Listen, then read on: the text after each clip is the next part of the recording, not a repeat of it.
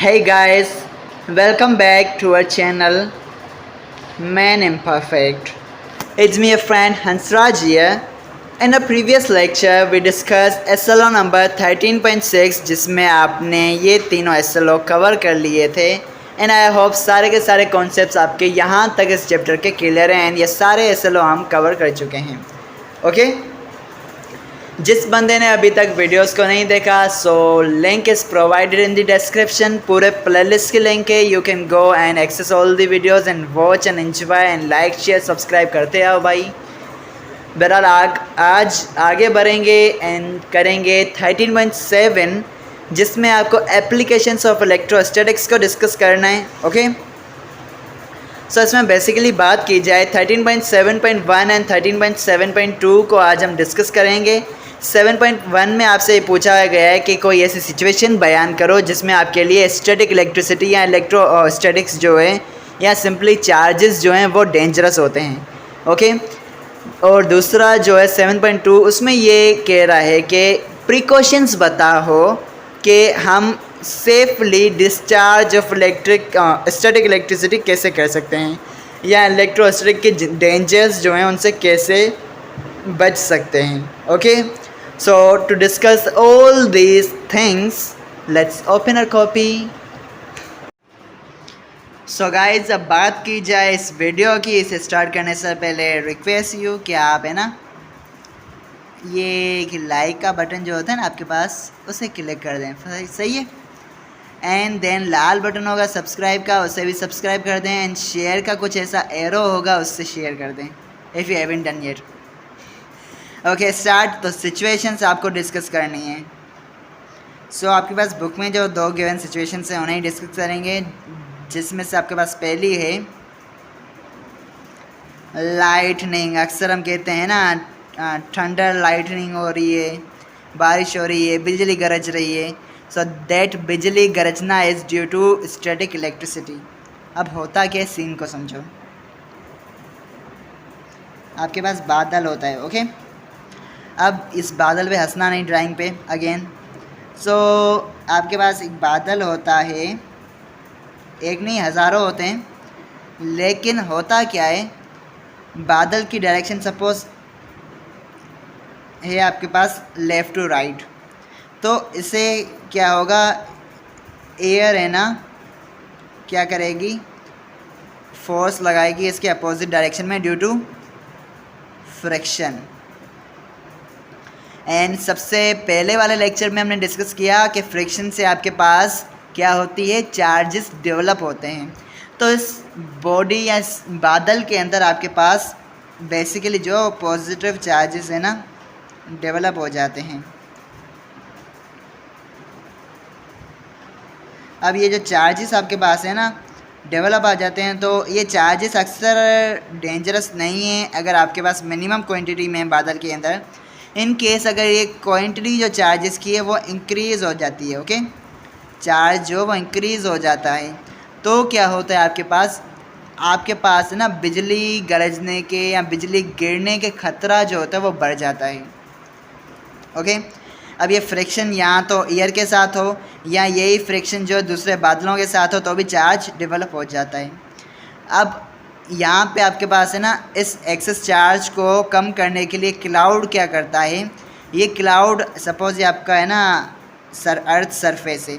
ये क्लाउड देखेगा उसके करीब जो सबसे करीब चीज़ होगी उसके ऊपर वो चार्जेस को गिरा देगा. अब वो करीब चीज़ क्या हो सकती है दरख्त हो सकता है. This can be tree. Okay building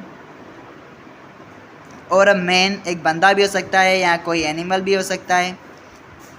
okay जो चीज़ इसके करीब होगी उसके ऊपर ये चार्जेस गिर जाएंगी और उसे हम कहते हैं बिजली गिरी और बंदा जो है फना हो गया. सो दैट इज़ बिजली गरजना और बिजली गिरना. ओके अब बिजली गरजना किसे कहते हैं. बिजली गरजना में से कहते हैं कि ये बादल जो है ऐसा भी कर सकता है कि ना इन चार्जेस को दूसरे क्लाउड को दे दे. ओके जब चार्जेस को एक दूसरे में क्लाउड्स खुद में आपस में ट्रांसफ़र करते हैं तो उसमें हम कहते हैं है ना बिजली गरज रही है. और जब दूसरे बंदे के ऊपर गिरती है तो हम कहते हैं बिजली गिर रही है उस बंदे के ऊपर और वो बंदा फना हो चुका है. This phenomena is due to electrostatics, तो इसकी वजह से आपके लिए इलेक्ट्रोस्टैटिक जो है एक डेंजरस थिंग हो सकती है।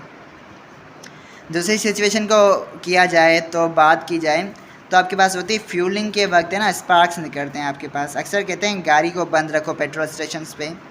वो रीज़न, सपोज़ ये आपका टैंक का ढक्कन है, ये नोज़ल है, ओके, और ये आपकी गाड़ी की डिग्गी है। बचपन में ऐसी गाड़ियाँ बनाते थे। चलो आगे को छोड़ दो। अब ये फ्यूल का जो आपके पास होता है पाइप, और एक आ रहा होता है मीटर में से आपके पास, ओके। अब ये नोज़ल जो है आपके पास गाड़ी में क्या कर रहा है, पेट्रोल डाल रहा है। हाँ, पहिए भी होते हैं गाड़ी के बस, तो पेट्रोल डालता है आपके पास ये नोज़ल। अगर आपकी गाड़ी स्टार्ट है, चालू, तो क्या होगी, वाइब्रेशन होगी, गाड़ी आहिस्ते आहिस्ते, स्लो ही सही लेकिन अप एंड डाउन होती रहेगी।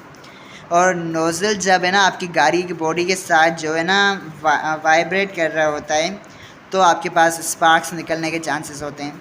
दूसरा चांसेस ये है कि आपके पास जो फ्यूल इस नोज़ल में से पास हो रहा है, इस नोज़ल में से जो फ्यूल पास हो रहा है, तो फ्यूल की क्या होगी, फ्यूल की होगी फ्रिक्शन, ओके, किसके साथ, नोज़ल के साथ, जिसकी वजह से चार्जेस प्रोड्यूस, स्पार्क्स प्रोड्यूस होंगे, ओके। वो स्पार्क्स अगर इन कांटेक्ट में आ गए फ्यूल के, तो आपके पास क्या होगा, ब्लास्ट, धमाका होगा, पेट्रोल पंप फना हो जाएगा यहाँ पे। सो ये आपके पास एक है ना सिचुएशन है, गाड़ी को बंद कर रखना चाहिए। और है ना ये एक ऐसी सिचुएशन है जिसमें आपके पास इलेक्ट्रोस्टैटिक्स डेंजरस है, ओके। इसके अलावा आपके पास 2-4 और सिचुएशंस हैं जिसमें आपके पास इलेक्ट्रोस्टैटिक्स डेंजरस होती है। हालांकि आपकी बुक में है ना बस यही डेंजरस है ना सिचुएशंस बयान की गई हैं। बात की जाए डेंजरस किस चीज़ के लिए होती है, तो आपके पास जो है ना ये स्किन के लिए डेंजरस होती है। और बात की जाए तो आपके पास ये मैकेनिकल कंपोनेंट्स जो होते हैं, मैकेनिकल एंड इलेक्ट्रिकल कंपोनेंट्स, तो उनके लिए डेंजरस होती है आपके पास डेंजरस टू लाइफ होती है, डेंजरस टू इंफ्रास्ट्रक्चर होती है, ओके। देन आपका नेक्स्ट असल होता है, उसे भी मैं यहीं पे ही कवर कर देता हूँ। दैट सेज प्रिकॉशंस बताओ। तो प्रिकॉशंस जो बात की जाए इन 2 सिचुएशंस की बेसिकली, तो इसके लिए हम करते हैं, आपने अक्सर जो है ना ये देखा होगा कि जो लंबी लंबी इमारतें होती हैं या बहुत ही ज़्यादा ऊंची बिल्डिंग्स होती हैं, उनके ऊपर आपने ये देखा होगा, सपोज़ ये बिल्डिंग है तो इसके ऊपर आपने ना एक ऐसी क्या देखा होगा, मेटल की है ना एक रोड देखी होगी। यहाँ बुर्ज खलीफा ले लो, उसके ऊपर एक ऐसी रोड बनी हुई है, ओके। ये रोड मेटल की होती है और ये कनेक्टेड होती है ग्राउंड के साथ, सही है। तो होता ये है बेसिकली, हमने क्या कहा, जो चीज़ जितनी करीब होगी उसके ऊपर गिरने के चांसेस होते हैं, उसके ऊपर बिजली गिरने के चांसेस होते हैं। तो क्लाउड क्या करेगा, इस रोड के ऊपर है ना चार्जेस को डिस्चार्ज करेगा, और ये रोड क्या करेगी, ग्राउंड से कनेक्टेड है तो उन चार्जेस को ग्राउंड कर देगी। इससे आपका जो डेंजर होगा वो ख़त्म हो जाएगा, फाइन।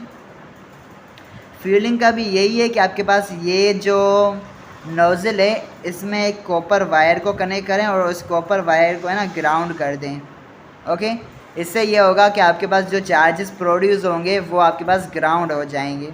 सो 2 ये प्रिकॉशंस हैं जो इन सिचुएशन के हिसाब से।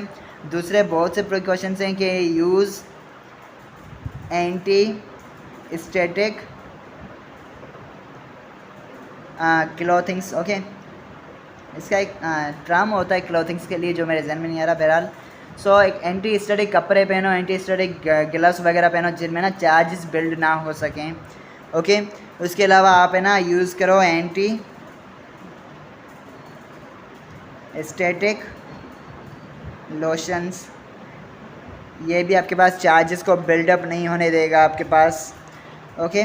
और ये भी कह सकते हैं कि आप है ना ग्राउंडिंग